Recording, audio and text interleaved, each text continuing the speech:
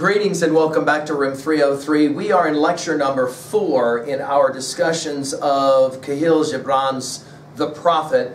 This is his little poem on marriage. Al-Mustafa is going to give us his really radical view of what marriage could and should be like. He builds off of course, the previous poem, his previous statements on love. Now, our assumptions that you've been following our stuff at LearnStrong.net, down that left-hand side where our playlist is, I did give a set of introductory comments I hope that you're familiar with, and we, as I said, just finished with his treatment on love. Now, almost every single chapter poem of the prophet will provide some kind of really radical idea, which is why it's always a fun game when you get with people who love this book so much, to ask them which is their favorite. When I'm asked that question, it's usually the same answer I give when people ask me about which is my favorite child or grandchild, and I will say the one I'm with at the moment. And I have that same feeling.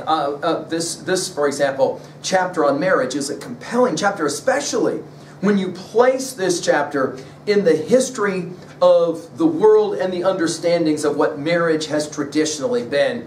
And his views are still radical, I think, in large measure today. Now, Gibran himself had a very close pal, as we said in an earlier lecture, Mary Haskell. He never actually married her, though, and it's always been of some interest by scholars as to exactly why. There's a lot of speculation.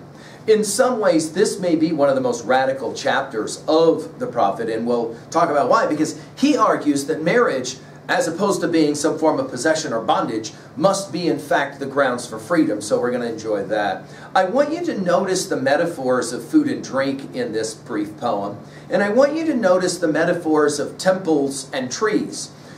Of course, temples go back to the very beginning of the book. We're sitting in front of a temple with Al-Mustafa talking. So it makes some sense that maybe temples can become a certain kind of a symbol, and for this poem, marriage will be personified in a temple. And then, of course, trees. Well, we can't say enough, can we, about the power of trees. And we said that Gibran was very influenced by Whitman, and of course, as we commented in our talks with Walt at LearnStrong.net, when we did all the poems of Whitman's Leaves of Grass, Whitman loved his trees, right?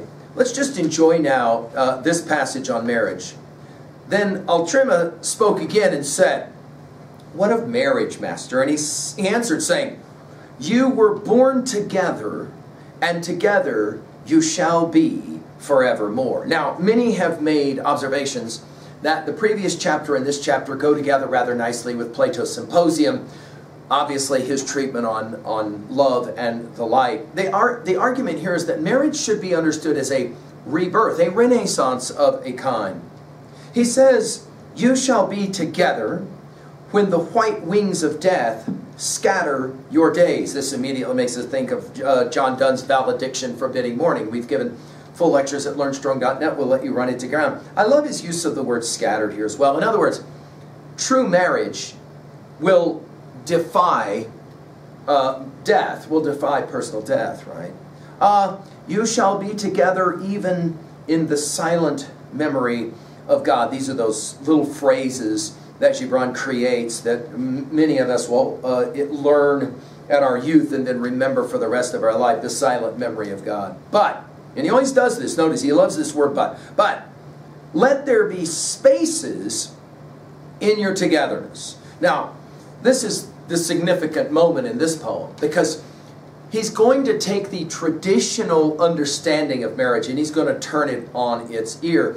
This will take us to Christ's Sermon on the Mount in the book of the Gospel of Matthew, and the way in which Christ plays a similar game. You have heard it said, blah, blah, blah, blah, blah, but I say. So here, he's going to play a similar game, and he's going to say, the key to a great marriage is going to be the space in between the togetherness. I cannot help but think of what Mozart said about great music, that the real music is not in the notes, but in the space or the silence between the notes, the way in which the notes stand in proximity to each other.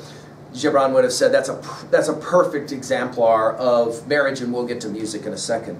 And let the winds of the heavens dance between you. We'll come back to dancing again in this poem. Dancing is one of the central motifs, because dancing always involves cooperation, but some sense of individualism as well, which is a beautiful word picture. And then he'll say it, going back to the previous poem on love. Love one another, but make not a bond of love. Well, this is going to be, for many readers, the moment in the text when it's clear that Gibran becomes, in some ways, if he's not anti-religious, he is certainly going to challenge certain kinds of religious views and sacraments and the like. He says marriage can never be a bond because a marriage can never involve bondage. And everything about Gibran's and of course Mustafa's view is going to be built around the idea of freedom. And you can't imagine a real marriage where there's not freedom, so no bonds.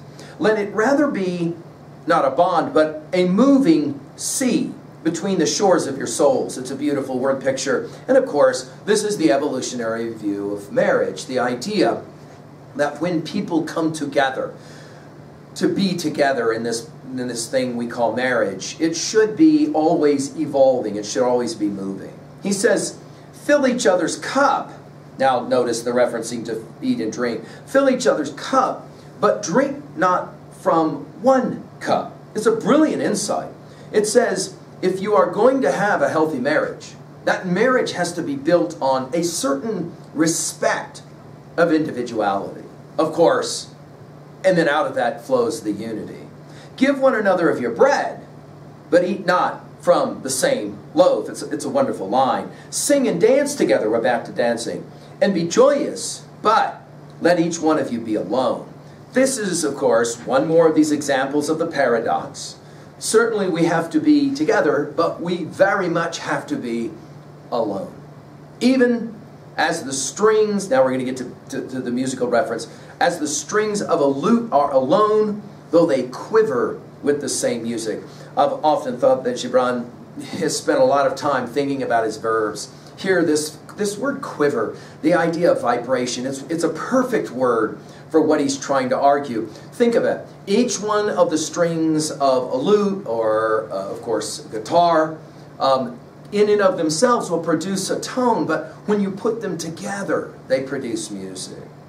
Give your hearts, but not into each other's keeping. It's a radical idea. For only the hand of life can contain your hearts. In other words, his argument is that never lose yourself in marriage. Marriage must always respect your individual freedom. And of course, together you create a dynamic song. And stand together, yet not too near together. Now we're back to this idea of spaces. And this is a brilliant insight for Gibran, a man who never married, right? But he does see the strongest marriages are the ones that understand the power of space, the power of being able to respect and honor each individual's autonomy, we might say. And then, he's going to give us the two word pictures, from temples to trees. For, he says, the pillars of the temple, and you can almost imagine that Mustafa is going to point to the very temple that he's standing in front of. For the pillars of the temple stand apart. I mean, think about that as a powerful word picture. The columns are what hold up the roof. The roof is, of course, the marriage. The columns are, of course, the individuals. You can't do a temple with a single column. You can't bring the two columns together and make them one column and somehow constitute that as able to support that roof. No, that's not how it works. In other words, there must be this spacing of the columns to create the ability for the roof to do what roofs, of course, do. And then, notice he goes from a man-made structure to now nature. And this is how Gibran loves to play the game. He loves to always come back to nature. In that regards, we'll think of him very much in the venue of Walt Whitman and, of course, Emily Dickinson. For the pillars of the temple stand apart, and the oak tree and the cypress, large trees, right, grow not in each other's shadow. So powerful to recognize what he's arguing. You can't have beautiful trees that are going to grow under each other's shadow. Each of those trees must enjoy the light of the sun. And there's your, of course, message at 2a. So let's take a few notes now. What is it that he's arguing in this passage? Well, I think he's arguing that marriage is in some ways a divine paradox, right? Of being at the same time alone or individual and together. It's quite a remarkable insight that he will have.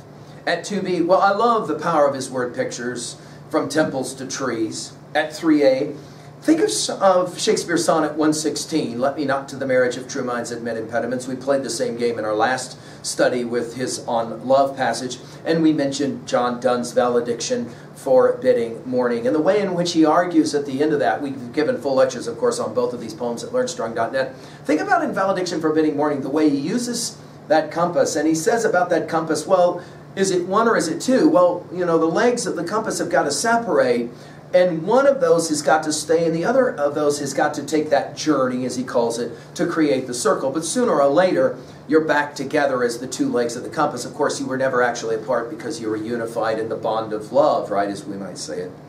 Finally, at 3b, what are you going to do with a set of lines like this?